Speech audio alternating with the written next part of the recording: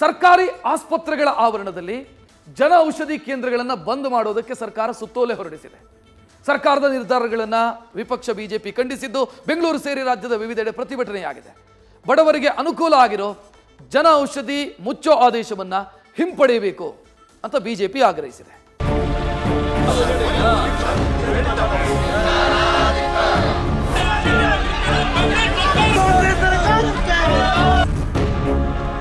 ಜನೌಷಧಿ ಕೈಗೆಟುಕುವ ಬೆಲೆಯಲ್ಲಿ ಗುಣಮಟ್ಟದ ಔಷಧಗಳನ್ನ ಪೂರೈಸೋಕೆ ಪ್ರಧಾನಿ ಮೋದಿ ಸರ್ಕಾರ ಜಾರಿ ಮಾಡಿರುವ ಯೋಜನೆ. ಈ ಮೂಲಕ ಬಡವರು, ಆರ್ಥಿಕವಾಗಿ ಹಿಂದುಳಿದ ಜನರ ಆರೋಗ್ಯ ವೆಚ್ಚವನ್ನ ಕಡಿಮೆ ಮಾಡುವ ಗುರಿಯನ್ನ ಹೊಂದಲಾಗಿದೆ.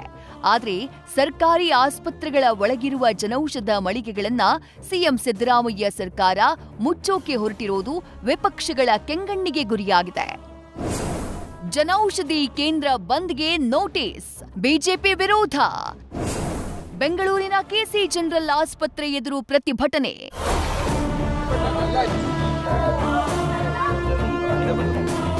ಸರ್ಕಾರಿ ಆಸ್ಪತ್ರೆಗಳಲ್ಲಿರುವ ಜನೌಷಧ ಮಳಿಗೆಗಳನ್ನ ಮುಚ್ಚುವ ನಿರ್ಧಾರ ಖಂಡಿಸಿ ಬಿಜೆಪಿ ನಾಯಕರು ಸಿಡಿದೆದ್ದಿದ್ದಾರೆ. ಬೆಂಗಳೂರು ಸೇರಿ ರಾಜ್ಯದ ವಿವಿಧ ಜಿಲ್ಲೆಗಳಲ್ಲಿ ರಣಕಹಳೆ ಮೊಳಗಿಸಿದ್ದಾರೆ. ಇವತ್ತು ಬೆಂಗಳೂರಿನ ಕೆಸಿ ಜನರಲ್ ಆಸ್ಪತ್ರೆ ಒಳಗೆ ಪ್ರತಿಭಟನೆಗೆ ಮುಂದಾದ ಬಿಜೆಪಿ ನಾಯಕರನ್ನ ಪೊಲೀಸರು ತಡೆದ್ರು. ಈ ವೇಳೆ ಪೊಲೀಸರ ಜೊತೆ ವಾಗ್ವಾದ ಕೂಡ ನಡೆಯಿತು. ಬಳಿಕ ಪ್ರತಿಭಟನೆಗೆ ಮುಂದಾದ ಬಿಜೆಪಿ ಮುಖಂಡರು ಹಾಗೆ ಕಾರ್ಯಕರ್ತರನ್ನ ಪೊಲೀಸರು ವಶಕ್ಕೆ ಪಡ್ಕೊಂಡ್ರು.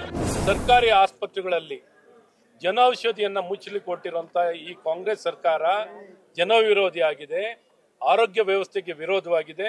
730 ಔಷಧಿ, ಕನಿಷ್ಠ 730 ಔಷಧಿ, ಎಸೆನ್ಷಿಯಲ್ ಡ್ರಗ್ಸ್, ಇದನ್ನೇ ಒದಗಿಸ್ಲಿಕ್ಕಾಗಿಲ್ಲ ಅವರು. 730 ಔಷಧಿಯನ್ನ ಒದಗಿಸ್ತೀವಿ ಅಂತ ನಿರ್ಣಯ ಆಗಿರುವಂತದ್ರಲ್ಲಿ 200 ಔಷಧಿನೂ ಕೊಡ್ತಾ ಇಲ್ಲ. ವಿವಿಧ ಜಿಲ್ಲಾ ಕೇಂದ್ರಗಳಲ್ಲೂ ಬಿಜೆಪಿ ಪ್ರತಿಭಟನೆ. ಇನ್ನು ಮೈಸೂರಿನಲ್ಲಿ ಬಿಜೆಪಿ ಕಾರ್ಯಕರ್ತರು ಪ್ರತಿಭಟನೆಯನ್ನ ಮಾಡಿ ಸರ್ಕಾರದ ವಿರುದ್ಧ ಆಕ್ರೋಶವನ್ನ ವ್ಯಕ್ತಪಡಿಸಿದ್ರು. ಜನೌಷಧಿ ಕೇಂದ್ರ ಮುಚ್ಚೋಕೆ ಕೊಟ್ಟಿರುವಂತಹ ನೋಟಿಸ್ನ ಹಿಂಪಡೆಯಬೇಕು ಅಂತ ಆಗ್ರಹಿಸಿದ್ರು.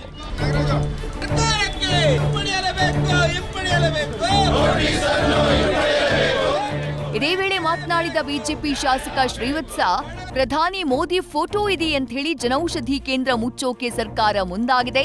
ಸರ್ಕಾರ ದ್ವೇಷದ ರಾಜಕಾರಣ ಮಾಡ್ತಾ ಇದೆ, ಬಡ ಜನರ ಹೊಟ್ಟೆ ಮೇಲೆ ಹೊಡಿತಾ ಇದೆ ಅಂತ ಹೇಳಿ ಆಕ್ರೋಶ ಹೊರಹಾಕಿದ್ದಾರೆ. ಕೇಂದ್ರ ಸರ್ಕಾರ ಜನೌಷಧಿಗಳ ಬೆಲೆಗಳನ್ನ ಕಡಿಮೆ ಮಾಡಿ ಔಷಧಿಯನ್ನ ಮಾರಾಟ ಮಾಡ್ತಾ ಇದ್ರೆ ಇವರು ನಾವು ಪುಕ್ಸಟ್ಟೆ ಕೊಡ್ತಾ ಇದ್ದೀವಿ ಅನ್ನೋ ಕಾರಣವನ್ನ ಕೊಟ್ಟು ನಿಲ್ಲಿಸುವಂತ ಮಧ್ಯಮ ವರ್ಗ ಮತ್ತೆ ಕೆಳವರ್ಗದ ಜನರ ಮೇಲೆ ಹೊಡೆಯುವಂತ ಕೆಲಸವನ್ನ ಸರ್ಕಾರ ಮಾಡ್ತಾ ಇದೆ. ಈ ಆದೇಶವನ್ನ ಹಿಂಪಡಿಬೇಕು ಅಂತೇಳಿ ಇವತ್ತು ನಾವು ಒತ್ತಾಯವನ್ನ ಮಾಡ್ತಾ ಇದ್ದೀವಿ. ಇತ್ತ ಮಂಡ್ಯದಲ್ಲೂ ಬಿಜೆಪಿ ಕಾರ್ಯಕರ್ತರು ಪ್ರತಿಭಟಿಸಿದ್ರು. ಕಪ್ಪು ಪಟ್ಟಿ ಕಟ್ಕೊಂಡು ರಾಜ್ಯ ಸರ್ಕಾರದ ವಿರುದ್ಧ ಘೋಷಣೆ ಕೂಗಿ ಆಕ್ರೋಶ ವ್ಯಕ್ತಪಡಿಸಿದ್ರು. ಜನೌಷಧಿ ಉಳಿಸಿ ಅಂತ ಆಗ್ರಹಿಸಿದ್ರು.